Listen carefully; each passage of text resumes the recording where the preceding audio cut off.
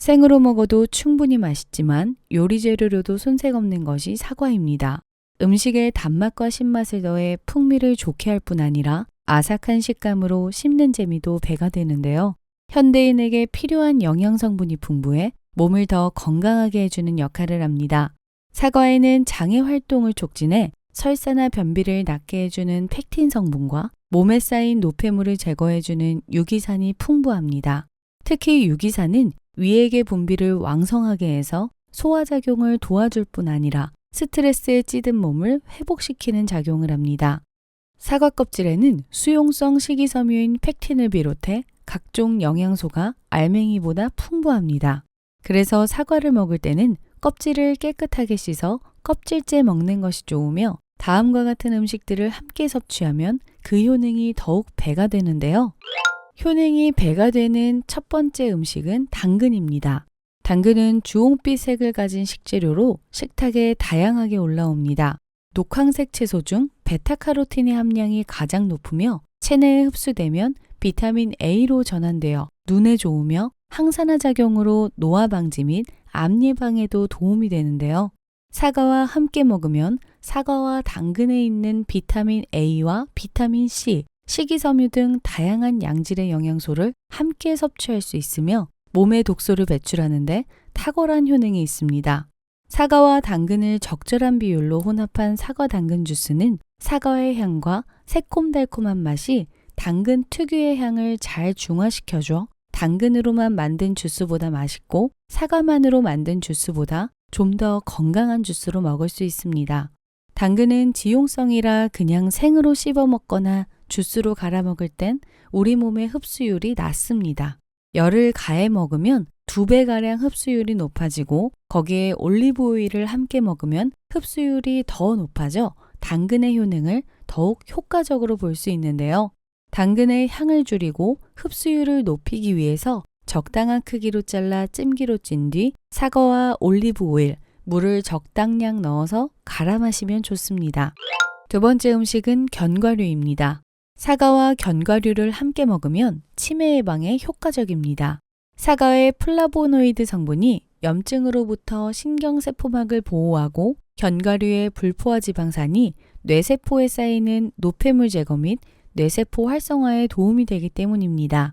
사과와 견과류를 같이 먹으면 플라보노이드 중 지용성 성분의 흡수율을 더욱 증가시켜 뇌 건강을 지키고 치매 예방에 도움이 됩니다. 이때 플라보노이드는 사과의 과육보다 껍질에 8배 이상 많이 함유되어 있으므로 껍질째 먹는 것이 좋으며 아침 공복에 사과와 견과류를 먹을 경우 견과류는 당질 지수가 낮아 아침 식사 대용으로 좋으며 침샘을 자극하여 소화기관이 활발해집니다. 사과의 경우 섬유질이 풍부하고 포만감을 주며 나트륨을 배출시켜 붓기를 빼주며 철분이 다량 함유되어 있어 체중 조절에도 효과적입니다. 사과는 채 썰어 샐러드와 견과류를 섞으면 간단하고 맛있는 사과 샐러드로 먹을 수 있습니다. 세 번째 음식은 고구마입니다. 고구마는 칼로리가 낮고 식이섬유가 풍부해 대표적인 다이어트 식품이죠. 베타카로틴이 풍부해 항암 효과가 있으며 콜레스테롤을 낮춰줘 성인병 예방에도 도움이 됩니다. 하지만 고구마 속 아마이드 성분은 장에서 이상 발효를 일으켜 가스가 차고 설사를 유발하기도 하는데 사과를 함께 섭취하면 이 증상을 없애줍니다. 사과의 풍부한 펙틴 성분이 장내 이상 발효를 억제해 가스가 생기지 않도록 해주어 사과와 고구마를 함께 섭취하면 맛은 물론 속도 편안하게 할 수 있습니다. 사과와 고구마를 함께 먹는 방법은 쉽습니다. 카레로 만들어 먹으면 좋은데요. 사과와 고구마에서 나온 단맛이 카레의 매운맛과 어우러지며 고구마는 감자보다 당지수가 낮아 다이어트에도 도움이 됩니다. 네 번째 음식은 꿀입니다. 꿀에는 각종 비타민과 유기물, 효소 등 다양한 영양소들이 함유되어 있습니다. 미국의 대표 장수마을인 버몬트 지역에서는 사과와 꿀을 넣은 음료를 마시는 것이 건강하게 장수하는 비결이라고 전해지는데요.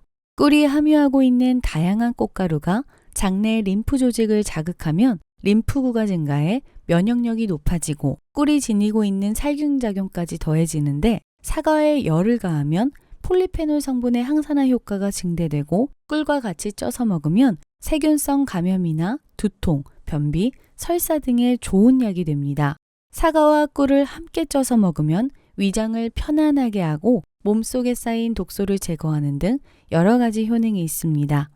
5번째 음식은 부추입니다.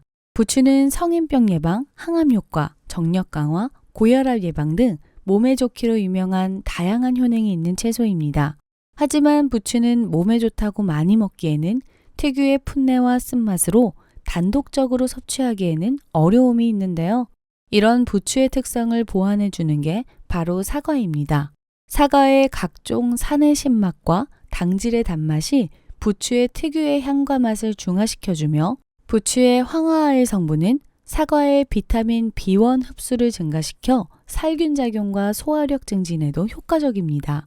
가장 흔하게 먹는 방법은 갈아 먹는 것인데 갈았을 때 나는 부추의 풀향이 부담되면 새콤달콤한 사과 부추 겉절이를 만들어 먹으면 됩니다.